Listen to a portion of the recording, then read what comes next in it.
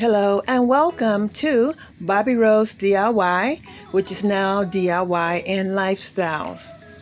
I'm hoping that you will consider subscribing to my channel and hit that notification bell to get a notification every week when I upload a video. I am so excited to present my DIY chandelier. I wanted this one, but it turned out to become a combination of these two. Now, here are the items that you will need. I want you to please make a note.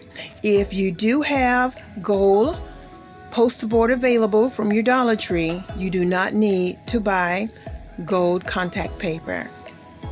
The other items, I will have a link to these products in my description box below. I used this large cardboard box from U-Haul, and I used a 16-inch silver pan from Dollar Tree to cut my circles.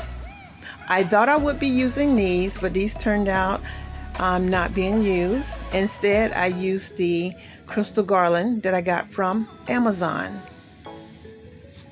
There are 2 rows to a pack. And this is how I started.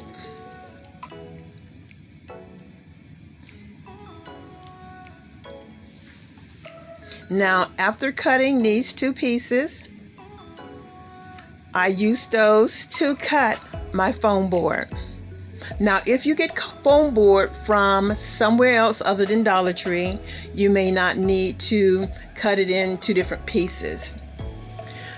You may be able to fit your large cardboard circles on one piece of foam board. Now, you can make this as thick as you want. You can use as many foam boards as you want, but I only use 4 foam boards to make it a 1 1/4 inch thick. And this is what it looks like before placing the other cardboard on top of it. Here you're going to want to use an E6000 glue of some type of setting glue to get a strong hold. After you see me struggling with this, I didn't realize that I needed to use my Dollar Tree stronghold glue. So you can do as I say and not as I do. I worked through the mistakes so you wouldn't have to. And I'll also give you a few pointers on the screen as we go along. Now, I use stacks of books to hold mine down, but what you can do is use some weights if you have available. But what I strongly advise you to do, since it takes time for the glue to set up, is to place your foam board on again with the second piece of cardboard and glue that in place instead of doing one side at a time. So here you see me gluing the bottom half of my foam board because my Dollar Tree foam board was not large enough to do a complete circle, but it was large enough for me to have some left over to cut the final circle.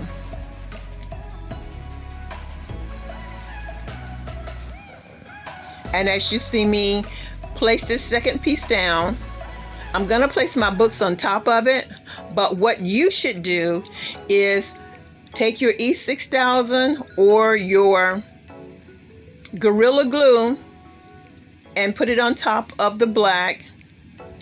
This is a black foam board that I just happen to have.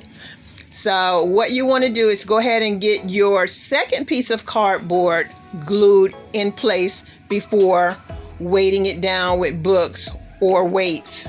That way you would only have to wait one set of 12 hours or 24 hours before moving to the next step.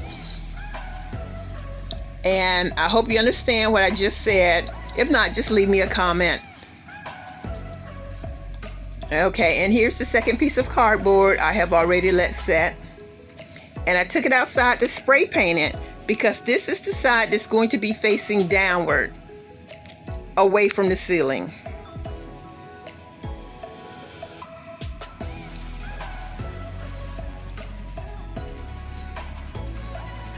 And this is the strip that you're going to be cutting for your silver heat reflected contact paper. It's going to be 1 1/4, but if you use something other than Dollar Tree, it's going to be much thicker. So make sure you measure before you cut. And after you apply that to your poster board, you're going to glue it on the inner circle of your chandelier portion that you have already made. Here, while gluing this in, you can use a combination of E6000 and hot glue to make sure you have a good firm fit. And you want to flip it over and make sure you have both sides secured, top and bottom.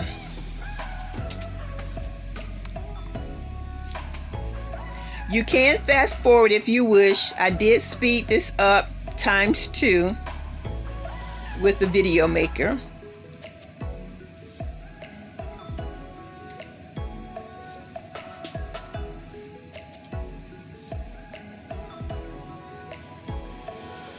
And I will tell you here and further on into the video that you want to glue your beads in. Let that be the last thing you do, to glue your beads in. I'm telling you this so you don't make the same mistake that I did. Glue your beads, your garland beads, in last.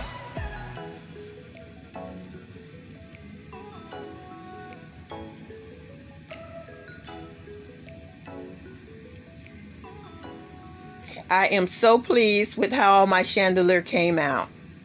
This was something I had seen on Instagram that I really wanted, but I knew I could not afford it.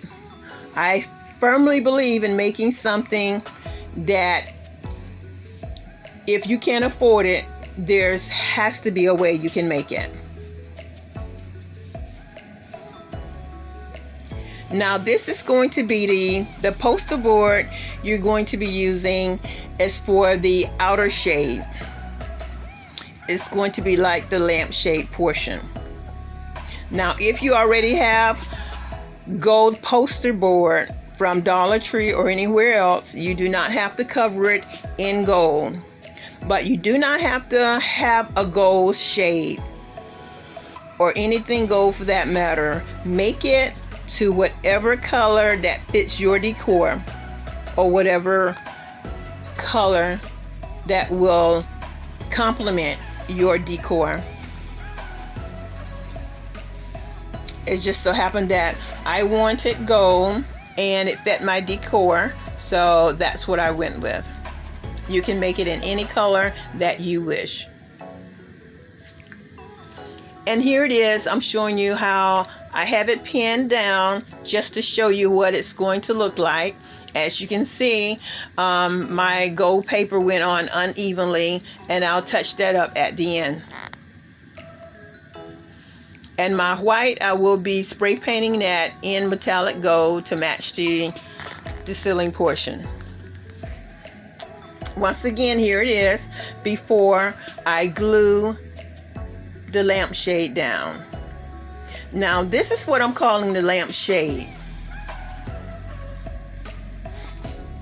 Now here you might also want to use hot glue and E6000 glue and making sure it has a firm fit. I only used hot glue and mine still is in place, and I've had this completed for at least a month or two. And you can also use the Gorilla hot glue sticks. That's what I'm using here, Gorilla hot glue sticks. I found that to be they really hold really well. And just be careful when using hot glue. This hot glue will heat up, and you can and will be able to feel it through the poster board. So just be careful.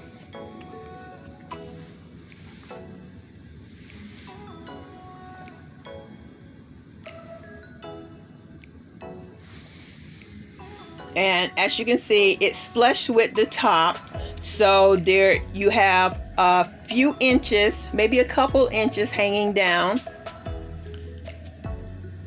And you see that white portion? That white portion is what I'm going to touch up with a strip of metallic gold contact paper.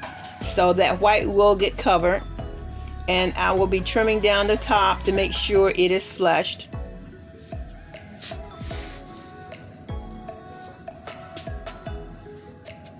Now the reason why I have that hole in there, you'll see later, that's because I am going to have that fitting over my ceiling light. I did not wish to involve an electrician, and I am not an electrician, so I wanted this to fit around my lights so the lights will glisten onto the crystal garland. Now it all depends on how long you want your crystal garland, but you are going to want it to be very dense so it will give that maximum glam effect.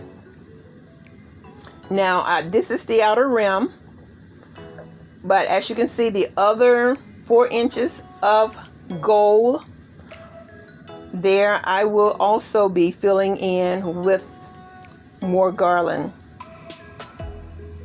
And I believe I used all 2 rows of garland. So mine, I end up trimming to make them shorter. At first they were too long, so I did waste a little bit of garland again, so you won't make the same mistakes that I did. But I really love the way it turned out. And here are the anchor screws that I screwed into it and into the ceiling. Those are drywall screws and anchors. And this is what it looked like before. I trimmed the longer portion, and then I went back and added 2 more short rows to make it a little more dense. And here you can see how it turned out. Make sure it's compact to give that the most glam effect. And here I plan to add 2 more rows, so I will have a total of 5 rows at the end. But here it is right now with the 3 rows, and I am really truly in love with it. As you can see how my ceiling light glistens against the crystal garland. I am in love with it. Now, if you enjoy seeing videos like this, DIYs, please continue to become a part of my YouTube family. You can follow me on Facebook, Bobby Rose of Florida. And if you haven't subscribed already, please do so and become a part of my YouTube family. Thank you so much. Leave me a comment and join me every week for DIY and lifestyle videos. I will have a link for everything in the description. Until next time.